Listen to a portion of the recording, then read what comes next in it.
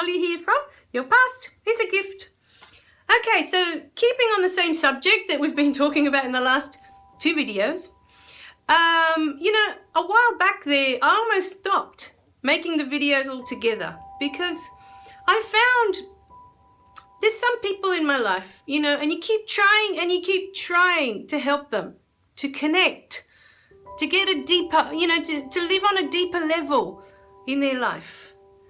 And it just doesn't click for them. And, sometimes you feel like all this work is futile. It's not that it's worthless, because one day it may help one person that can help another person. And so it creates a ripple effect. Once people start to understand, that's what they're here for. This is a reason that we're here.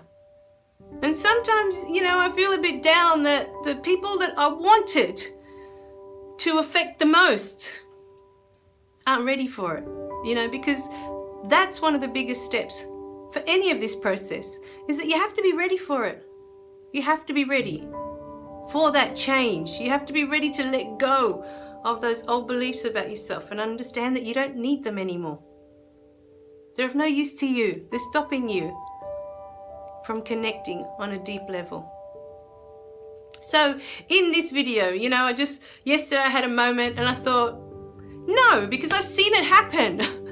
I've been a witness to it, because my dad had a really crappy childhood. He was physically abused, by his dad, by my granddad. And the thing was, this was very aggressive physical violence, where these children were beaten until the granddad couldn't hit them anymore. They'd be covered in bruises and they'd find it hard to walk the next day. These are the stories that I grew up with, And they weren't shown affection. They weren't allowed to, because then they would grow up soft, all of these things. And you have to be tough to go out into the world. You have to be able to face that world head on. And I know a lot of people still believe all this stuff, right? So I thought it doesn't go to waste to use it in another video and talk about it again. That you have to have a tough skin and go out into the world, and you'll survive out there if you have that attitude, if you have that toughness in you. Now, my dad grew up with all that, okay, with all these beliefs, all these ideas of the world, that you can't go out into the world soft. So he grew up without affection, without a hug, without a cuddle, from his mum or his dad. He never knew what that was, And funny enough, for whatever reason, in my dad's mind, he was never going to do that to his kids. At some point, you realize yourself. There has to be a point where you don't ever want to do that to someone else. You don't ever want to make them feel. Because the problem is with not showing affection, with not having a cuddle or a kiss or some sign of love. A child will tend to feel like it's not wanted, like it's a burden to you.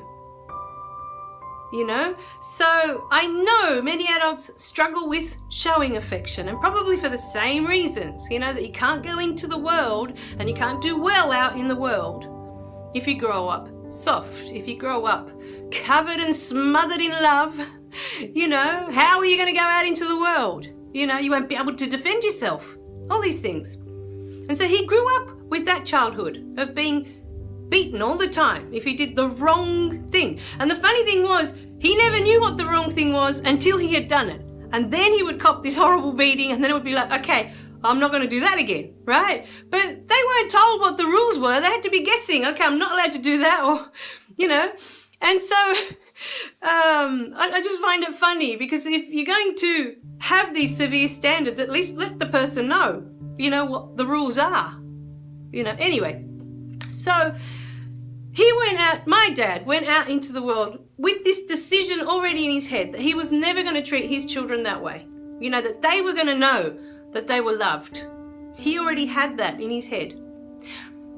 And I've talked about this in previous videos. But then I had a realization over the weekend, as I always do, because I'm constantly going over my notes, going over my book, going over the videos, and something always pops in my head. Now, the realization I had was, okay, he met my mum and he gave her his whole heart. He entrusted her with everything, right? And together they made a family. My sister and I were born. There's the four of us. To my mum and dad, we are the family unit. We are what matters. We are the most important thing in this life. But in their minds, they are separate. The four of us are separate from the rest of the world, you know. And so even though my dad made that decision and he gave us all this love and he never raised a hand to either of us, so I can honestly say, ever. You know, I don't even think he raised his voice. No, that was my mum's job. So I don't ever remember seeing him cranky, you know, or yelling at us, or he never did any of that.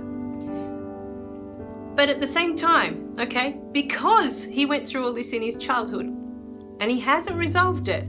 You know, I knew with my mum she hadn't resolved it, but I always thought my dad was a more enlightened being. And then over the weekend I realized, but they shut out everybody else. Because everyone else that comes into our lives, be it his brothers, you know, or my mum's sisters, or any other family that tries to get close, there will always be a reason. Give it 2 years, 3 years, 4 years. There's always a reason they end up getting offended and they have a fight and they stop talking to them.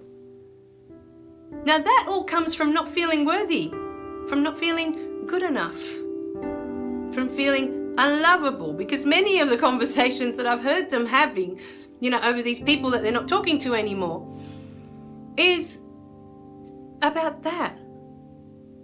You know, it's about the not being worthy of that other person's love.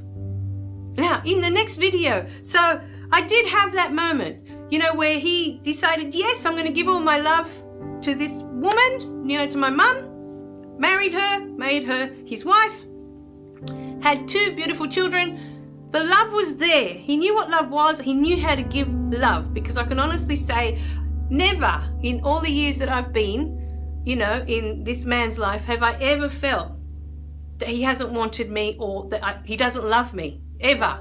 There's not one day, you know, all the time. To me, he's my rock, you know, that if ever I felt unwanted or unloved or any of those things, I could always go to him, and then I would feel like he was filling up my cup, you know, like I'd gone with my cup empty and he would fill it up with all his love, and I would feel comforted. I would feel I was okay, I was safe, because he was always there to give me that, you know. But at the same time, he never resolved his issues from his childhood, and so there was always this pattern of people would get too close, you know, other people from outside, and they would push them away. He and my mum both together would make this decision to push those people away and move on to the next, you know, to the next group of people. So I put it to you today because you may be one of those people that's constantly getting offended by one thing or another, or what they said or what they did, and today I challenge you to think of why you get offended. Why does it offend you so much? What did they do that's so unforgivable that you can't talk to them anymore? Because that's how they go that way. Oh, we're not talking to them anymore. That's it. Shut the door. You know? So if you are one of these people, I really, really urge you today to look at why. Why do you do that? Because every time you do that, you disconnect. Think about it. All right, my darlings. I love you guys. Remember to click like and click like, subscribe below, and I'll see you in the next video. Bye for now.